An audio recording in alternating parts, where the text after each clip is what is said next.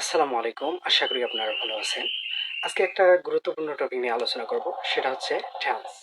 Tense is the mother of English. Tense is the heartbeat of English. অর্থাৎ একটা দেহে যদি প্রাণ না থাকে, সে দেহের যেমন মূল্য থাকে না, তেমনি টেন্স ছাড়া ইংরেজির কোনো মূল্য বা ভ্যালু নেই।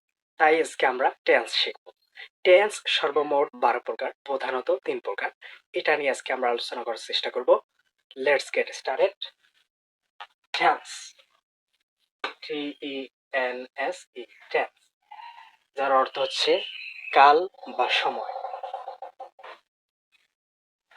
টেন্স কাকে বলে? যদি আপনাকে জিজ্ঞেস করে টেন্স কাকে বলে, তাহলে আপনি বলবেন ক্রিয়ার সময়টাকে।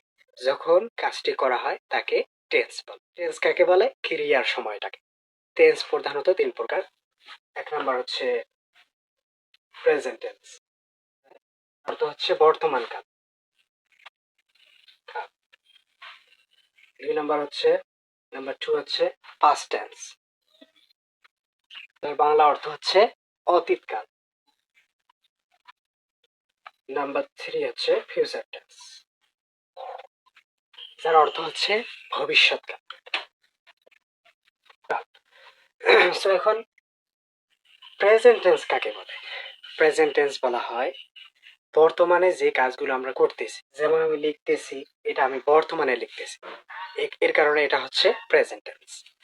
আর পাস্ট টেন্স, পাস্ট টেন্স হলো যেটা বর্তমানে করতেছি না কিন্তু অতীতে করে ফেলেছি। আজকে মঙ্গলবার, সোমবারে আমরা যা করেছি, এটা হচ্ছে past tense.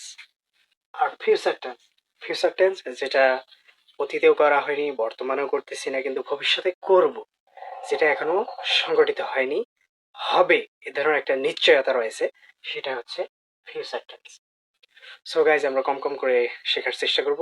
C you in the next class. আল্লাহ হাফিজ।